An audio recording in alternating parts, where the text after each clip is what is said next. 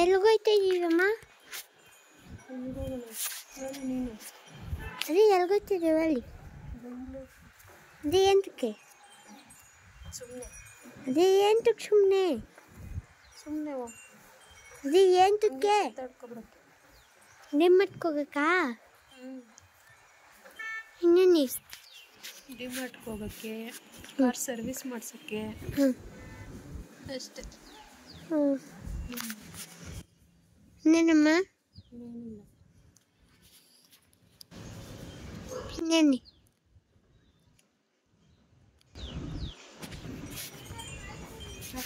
Hello friends, ಎಲ್ರಿಗೂ ನಮಸ್ಕಾರ. ಎಲ್ಲರೂ ಹೇಗಿದ್ದೀರಾ? ಸೊ ನೀವೆಲ್ಲರೂ ತುಂಬ ಚೆನ್ನಾಗಿದ್ದೀರಾ ಅಂತ ಅಂದ್ಕೊಂಡು ಇವತ್ತಿನ ವ್ಲಾಗ್ನ ಶುರು ಮಾಡ್ತಾ ಇದ್ದೀನಿ.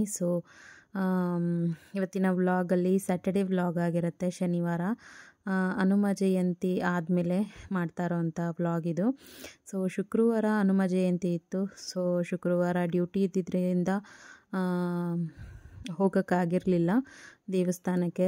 ಹಾಗಾಗಿ ಇವತ್ತು ಶನಿವಾರ ಇತ್ತಲ್ವ. ಪ್ರತಿ ಶನಿವಾರ ನಾನಾಗಲಿ ಇಲ್ಲ ಯಜಮಾನ್ರಾಗಲಿ ದೇವಸ್ಥಾನಕ್ಕೆ ಹೋಗ್ತಾ ಇರ್ತೀವಿ. ಹಾಗೆಯೇ ಇವತ್ತು ಕೂಡ ದೇವಸ್ಥಾನಕ್ಕೆ ಹೋಗೋಣ ಅಂತ ಹೋಗ್ತಾ ಇದ್ದೀವಿ. ಹಾಗೆ ಸ್ವಲ್ಪ ಬೆಂಗಳೂರಿಗೂ ಕೂಡ ಹೋಗಬೇಕಿತ್ತು, ಸ್ವಲ್ಪ ಕೆಲಸಗಳಿತ್ತು. ಹಾಗೆ ಸ್ವಲ್ಪ ಡಿಮಾರ್ಟ್ಗೆ ಹೋಗಿ ದಿನಸಿ ಐಟಮ್ಸ್ ಎಲ್ಲ ತರಬೇಕಿತ್ತು. ಹಾಗಾಗಿ ಹೊರಟಿರೋದು. ಈಗ ಮನೆಯಿಂದನೇ ವ್ಲಾಗ್ನ ಶುರು ಮಾಡಿದ್ದೀನಿ. ಮನೇಲಿ ಯಾಕೋ ಮೂಡೇ ಇರಲಿಲ್ಲ. ಹಾಗಾಗಿ ಸ್ವಲ್ಪ ಮೂಡ್ ಆಫ್ ಆಗಿತ್ತು. ಸರಿ, ಇನ್ನೇನು ಮಾಡೋಕ್ಕಾಗಲ್ಲ ಅಂದ್ಬಿಟ್ಟು ಹಾಗೆ ವ್ಲಾಗ್ನ ಶುರು ಮಾಡಿದೆ. ಈಗ ಇಲ್ಲಿ ನಾವು ಹೋಗೋಕ್ಕೆ ಮುಂಚೆ ಫಸ್ಟು ದೇವಸ್ಥಾನಕ್ಕೆ ಹೋಗ್ಬಿಟ್ಟು ಹೋಗೋಣ ಅಂಥೇಳಿ ಇಲ್ಲಿ ಬಂದ್ವಿ ದೇವಸ್ಥಾನದ ಹತ್ರ. ಏಕೆಂದರೆ ಇಲ್ಲಿ ಶನಿವಾರ ನಾವು ಹೊರಟಿದ್ರಿಂದ ಸೆಕೆಂಡ್ ಸ್ಯಾಟರ್ಡೇ ಯಜಮಾನ್ರಿಗೂ ರಜೆ ಆಯಿತು ಮತ್ತು ನನಗೂ ಸ್ಯಾಟರ್ಡೇ ರಜೆ ಇರುತ್ತೆ.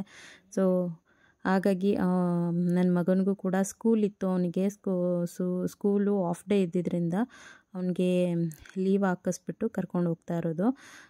ಈಗ ನಾವಿಬ್ಬರು ಹೋದರೆ ಮತ್ತೆ ಮಧ್ಯಾಹ್ನ ಬಂದು ಅವನೊಬ್ಬನೇ ಇರಬೇಕಾಗತ್ತೆ. ಹಾಗಾಗಿ ಅದೆಲ್ಲ ಬೇಡ. ಡೈಲಿ ಅವನೊಬ್ಬನೇ ಸ್ಕೂಲಿಂದ ಬಂದಮೇಲೆ ಒಬ್ಬನೇ ಇರ್ತಾನೆ. ಇವಾಗಲೂ ಹಾಗೆ ಮಾಡೋದು ಬೇಡ ಅಂಥೇಳಿ ಬೆಂಗಳೂರಿಗೆ ಹೋಗೋದಲ್ವ. ಬರೋದು ಸ್ವಲ್ಪ ಹೆಚ್ಚು ಕಮ್ಮಿ ಲೇಟ್ ಆಗ್ಬೋದು. ನಾವು ಯಾವ ನಂಬಿಕೆ ಮೇಲೂ ನಾವು ಬಿಟ್ಟು ಹೋಗೋಕ್ಕಾಗಲ್ಲ.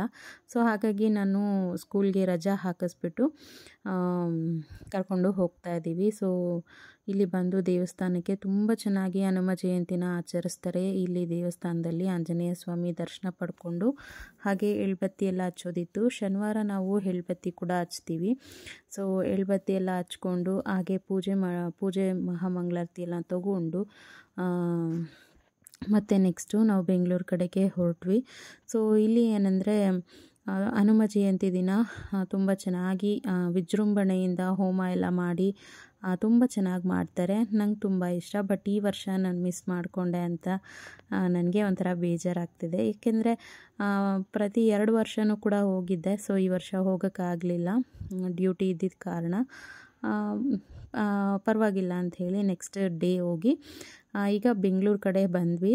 ಬೆಂಗಳೂರು ಕಡೆ ನಾನು ಮನೆಯಿಂದನೇ ಚಿತ್ರಾನ್ನ ರೆಡಿ ಮಾಡ್ಕೊಂಡಿದ್ದೆ. ಚಿತ್ರಾನ್ನ ಮಾಡಿದ್ದಿತ್ತು, ಅಂದರೆ ಗೊಜ್ಜಿತ್ತು. ಅದಕ್ಕೆ ಸ್ವಲ್ಪ ರೈಸ್ ಮಾಡಿಕೊಂಡು ಬಾಕ್ಸಿಗೆ ಕಲಸಿ ಎತ್ಕೊಂಡಿದ್ವಿ. ಆನ್ ದ ವೇ ಬರ್ತಾ ಅಲ್ಲೇ ಸೈಡಲ್ಲಿ ಗಾಡಿ ಹಾಕಿಬಿಟ್ಟು ತಿನ್ಕೊಂಡು ಕಾರಲ್ಲೇ ತಿನ್ಕೊಂಡು ಬಂದ್ವಿ.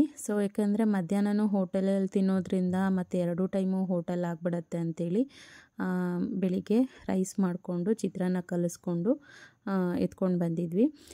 ಈಗ ನಾವು ಬರ್ತಿರೋದು ಕಾರ್ ಸರ್ವಿಸಿಗೆ ಕೊಡಬೇಕಿತ್ತು ನಮ್ಮದು. ಲಾಸ್ಟ್ ಟೈಮ್ 15 ಡೇಸ್ ಬ್ಯಾಕು ಕೂಡ ಕಾರ್ ಸರ್ವಿಸಿಗೆ ಕೊಟ್ಟಿದ್ವಿ.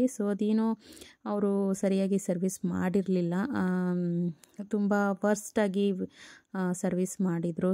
ಹಾಗಾಗಿ ಮತ್ತೆ ಇನ್ನೊಂದು ಸಲ ಫೈನಲ್ ಟಚ್ಚು ಮಾಡಿಸೋಣ ಅಂತ ಹೇಳಿಬಿಟ್ಟು ಇಲ್ಲಿ ಕಾರ್ ಸರ್ವಿಸ್ ಮಾಡೋದಕ್ಕೆ ಮಾಡಿಸೋದಕ್ಕೆ ಬಂದಿದ್ದೀವಿ.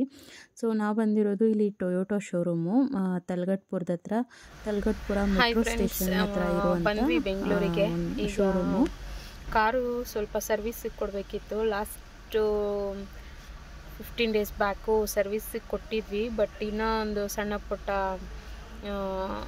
ಚೇಂಜಸ್ಗಳು ಮಾಡಬೇಕಿತ್ತು. ಸೊ ಅವರು ಲಾಸ್ಟ್ ಟೈಮು ಸರ್ವಿಸ್ ಮಾಡಿದಾಗ ಸರಿಯಾಗಿ ಮಾಡಿಕೊಟ್ಟಿರಲಿಲ್ಲ. ಸೊ ಹಾಗಾಗಿ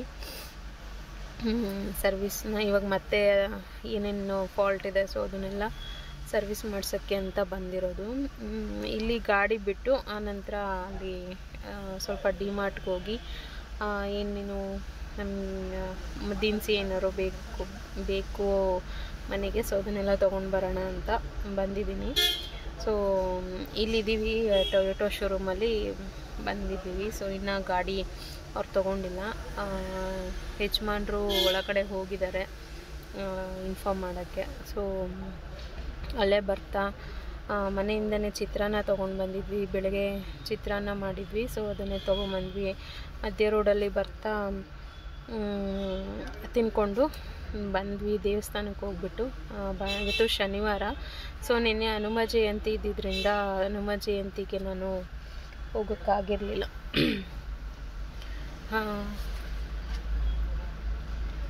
ಹನುಮ ಜಯಂತಿಗೆ ನೆನ್ನೆ ಹೋಗೋಕ್ಕಾಗಿರಲಿಲ್ಲ, ಡ್ಯೂಟಿ ಇದ್ದಿದ್ದರಿಂದ. ಸೊ ಹಂಗಾಗಿ ಇವತ್ತು ಶನಿವಾರ ಅಲ್ವಾ, ಇವತ್ತು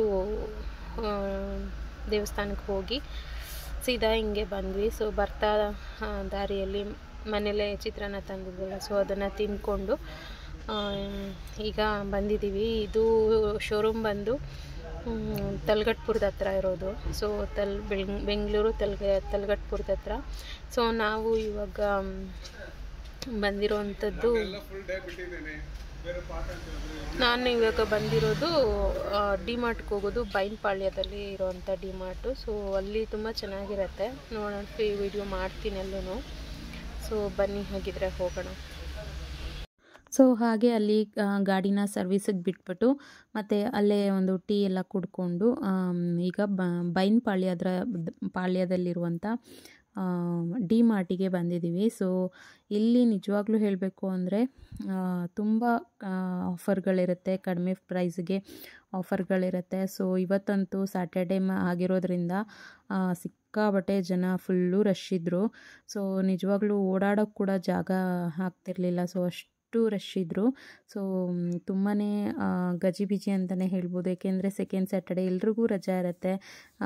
ಮತ್ತು ನಾಳೆ ಸಂಡೇ, ಸೊ ಸಂಡೇನೂ ಕೂಡ ತುಂಬ ರಶ್ ಆಗಿಬಿಡ್ತಾರೆ ಅಂತ ಕೆಲವರು ಸ್ಯಾಟರ್ಡೇ ಬಂದು ತೊಗೊಂಡು ಹೋಗೋರು ಇರ್ತಾರೆ. ಸೊ ಹಾಗಾಗಿ ಅದರಿಂದ ತುಂಬಾ ರಶ್ ಆಗಿತ್ತು ಅಂತಲೇ ಹೇಳ್ಬೋದು. ಬಟ್ ತುಂಬ ಬೆಸ್ಟ್ ಆಫರ್ ಜೊತೆಗೆ ಬೆಸ್ಟ್ ಪ್ರೈಸ್ ಜೊತೆಗೆ ನಾವು ಮನೆ ಐಟಮ್ಸ್ಗಳು ಏನೇನು ಬೇಕು ಪ್ರತಿಯೊಂದು ಇಲ್ಲಿ ಸಿಗುತ್ತೆ. ಸೊ ನಾವು ಫಸ್ಟೆಲ್ಲ ನಾವು ಇಲ್ಲೇ ತೊಗೋತಾ ಇದ್ದಿದ್ದು ಫಸ್ಟು ಬ್ಯಾಂಗ್ಳೂರಲ್ಲಿದ್ದಾಗ. ಸೊ ಅದಾದಮೇಲೆ ನಾವು ಇಲ್ಲಿಗೆ ಬಂದಿದ್ದೇ ಕಮ್ಮಿ. ಸೊ ಇವಾಗ ಏನಂದರೆ ಕಾರ್ ಸರ್ವಿಸಿಗೆ ಕೊಡಬೇಕು. ಸೊ ಹೇಗಿದ್ದರೂ ಕಾರೆಲ್ಲ ಹೋಗ್ತೀವಲ್ವಾ, ಸೊ ಐಟಮ್ಸ್ ಎಲ್ಲ ಹಾಕ್ಕೊಬರೋಕ್ಕೆ ಸ್ವಲ್ಪ ಈಸಿ ಆಗುತ್ತೆ ಅಂತ ಹೇಳಿಬಿಟ್ಟು ನಾವು ಡಿಮಾರ್ಟ್ ಪ್ಲ್ಯಾನ್ ಮಾಡಿಕೊಂಡು ಹೋಗಿದ್ದು. ಸೊ ನಮ್ಮದೇನು ಪ್ಲ್ಯಾನೇ ಇರಲಿಲ್ಲ. ಸ್ವಲ್ಪ ದಿನಸಿ ಐಟಮ್ಸು ಮತ್ತು ಅದೆಲ್ಲ ತುಂಬ ಚೆನ್ನಾಗಿ ಕಮ್ಮಿ ರೇಟಿಗೆ ಸಿಗುತ್ತೆ. ಸೊ ಕ್ವಾಲಿಟಿ ವೈಸು ಸಿಗುತ್ತೆ. ಸೊ ಏನು ಕ್ವಾಲಿಟಿ ಇರಲ್ಲ ಅನ್ನೋ ಥರ ಏನೂ ಇಲ್ಲ, ಕ್ವಾಲಿಟಿ ವೈಸು ಸಿಗುತ್ತೆ. ಸೊ ನಾವು ಹೇಗೆ ಇಟ್ಕೋತೀವೋ, ಹೇಗೆ ಮ್ಯಾನೇಜ್ ಮಾಡ್ತೀವೋ, ಸೊ ಅದ್ರ ಮೇಲೆ ಡಿಪೆಂಡ್ ಆಗುತ್ತೆ. ಸೊ ಹಾಗೆ ಇಲ್ಲೊಂದು ಸಣ್ಣ ಕ್ಲಿಪ್ಪಿಂಗ್ಸ್ ತೊಗೊಂಡೆ. ಜನ ಇದ್ದಿದ್ದ ಕಾರಣ ನಾನು ಜಾಸ್ತಿ ಕ್ಲಿಪ್ಪಿಂಗ್ಸ್ ಎಲ್ಲ ಏನೂ ತೊಗೊಳಕ್ಕೆ ಹೋಗಲಿಲ್ಲ. ಸೊ ಅದಾದಮೇಲೆ ಮಧ್ಯಾಹ್ನ ತುಂಬ ಹೊಟ್ಟೆ ಹಸಿತಾಯಿತು. ನಾವು ಡಿಮಾರ್ಟು ಓಡಾಡ್ಕೊಂಡು ಬರೋ ಅಷ್ಟೊತ್ತಿಗೆ ನಮಗೆ 3:30 ಆಗಿಬಿಟ್ಟಿತ್ತು. ನಮ್ಮ ಯಜಮಾನ್ರಿಗೆ ತುಂಬ ಹೊಟ್ಟೆ ಹಸಿವಾಗ್ತಿತ್ತು. ಸೊ ಅಲ್ಲಿ ಯಾವುದೂ ಹೋಟೆಲ್ಸು ಇರಲಿಲ್ಲ. ಸೊ ಮಧ್ಯಾಹ್ನ ನಾವು ಹೋಗಿ 3 ಗಂಟೆ ಮೇಲೆ ಹೋಗಿದ್ದರಿಂದ ಮಧ್ಯಾಹ್ನ ಊಟ ಕೂಡ ನಮಗೆ ಅನ್ನ ಸಾಂಬಾರು ಆ ಥರ ಏನೂ ಸಿಗಲಿಲ್ಲ. ಸೊ ಹಾಗಾಗಿ ಮಧ್ಯಾಹ್ನ ದೋಸೆ ಮತ್ತು ಫ್ರೈಡ್ ರೈಸು ಸೊ ಈ ರೀತಿ ತೊಗೊಂಡು ತಿನ್ಕೊಂಡು ಬಂದ್ವಿ. ಸೊ ತಿನ್ಕೊಂಡು ಬಂದು ಶೋರೂಮಲ್ಲಿ ಬಂದು ವೆಯ್ಟ್ ಮಾಡಿ ಸಾಕಾಗೋಯಿತು. ಸೊ ಹಾಗೂ ಕೂಡ ಮತ್ತು ಅಲ್ಲಿ ಬಂದು ಕೂಡ ಟೀ ಕಾಫಿ ಎಲ್ಲ ಕೊಡ್ತಾರೆ. ಸೊ ಏನೂ ಬೇಜಾರಾಗಲ್ಲ, ಟಿ ವಿ ಎಲ್ಲ ಇರುತ್ತೆ. ಬಟ್ ಆದರೂ ಕೂಡ ಎಷ್ಟೊತ್ತಂತ ಕೂತಿರೋಕ್ಕಾಗತ್ತೆ ಅಲ್ವಾ. ಸೊ ಬೇಜಾರಾಗಬಾರ್ದು ಅಂತ ಇಲ್ಲಿ ನೋಡ್ಬೋದು ಚೆಸ್ ಬೋರ್ಡು ಮತ್ತು ಕ್ಯಾರಮ್ ಬೋರ್ಡು. ಸೊ ಪ್ರತಿಯೊಂದೂ ಇಟ್ಟಿದ್ದಾರೆ ಆ್ಯಕ್ಟಿವಿಟೀಸು. ಮಕ್ಕಳು ಬಂದರೆ ಟಾಯ್ಸ್ಗಳು ಸೊ ಎಲ್ಲನೂ ಇರುತ್ತೆ. ಬಟ್ ಆದರೂ ಕೂಡ ಎಷ್ಟೊತ್ತು ಅಂತ ಟೈಮ್ ಕಳಿಯೋಕ್ಕಾಗತ್ತೆ ಅಲ್ವಾ. ಸೊ ಆದರೂ ಕೂಡ ನಾನು ಕೂಡ ಸ್ವಲ್ಪ ಹೊತ್ತು ಫೋನ್ ನೋಡಿಕೊಂಡು ಮತ್ತಲ್ಲೇ ಟೀ ಕಾಫಿ ಎಲ್ಲ ಕುಡ್ಕೊಂಡು ಮತ್ತು ಚಾಕ್ಲೇಟ್ಸ್ ಎಲ್ಲ ಇರುತ್ತೆ. ಸೊ ಚಾಕ್ಲೇಟ್ಸ್ ತಿಂದ್ಕೊಂಡು ಹೇಗೇಗೋ ಮಾಡಿ ಸುಮಾರು ಒಂದು 2 ರಿಂದ 3 ಅವರು ನಾವು 4 ಗಂಟೆಗೆ ಇಲ್ಲಿ ಒಳಗಡೆ ಶೋರೂಮಿಗೆ ಬಂದಿದ್ದು. ಬಟ್ ಅವರು ಗಾಡಿ ಸರ್ವಿಸ್ ಇನ್ನೂ ಮಾಡೇ ಇರಲಿಲ್ಲ, ಮಾಡ್ತಾಯಿದ್ರು. ಇನ್ನೂ ಒಂದು ಹಾಫ್ ಆನ್ ಅವರ್ ಅಂತ ಹೇಳಿ ಇದು ಮಾಡ್ತಾಯಿದ್ರು. ಎಷ್ಟು ಟೈಮ್ ಗೊತ್ತಿಲ್ಲ ಮಾತಾಡು. ಗೊತ್ತಿಲ್ಲ.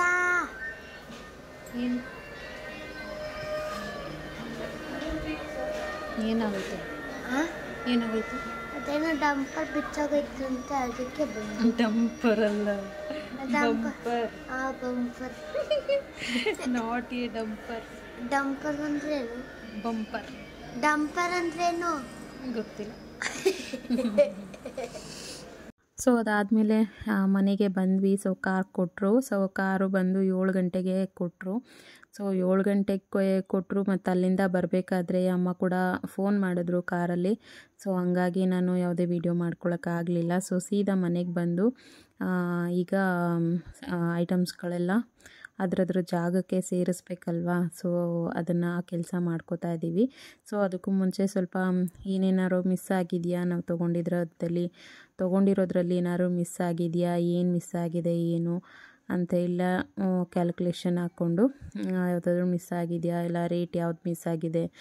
ಕೆಲವೊಂದು ಸಲ ಅಲ್ಲೂ ಕೂಡ ಜನ ರಶ್ ಇರೋದ್ರಿಂದ ಅವ್ರಿಗೂ ಕೂಡ ಸ್ವಲ್ಪ ಗಾಬರಿ ಆಗುತ್ತೆ. ಸೊ ಬಿಲ್ಗಳು ಹೇಗೆ ಬೇಕಾಗಿ ಹಾಕ್ಬಿಟ್ಟಿರ್ತಾರೆ. ಸೊ ಹಾಗಾಗಿ ಅದನ್ನು ಚೆಕ್ ಮಾಡಿಕೊಂಡು ಇಬ್ಬರು ನಾನು ಮತ್ತು ಯಜಮಾನ್ರು ಚೆಕ್ ಮಾಡ್ಕೊಂಡು ಕೂತಿದ್ವಿ.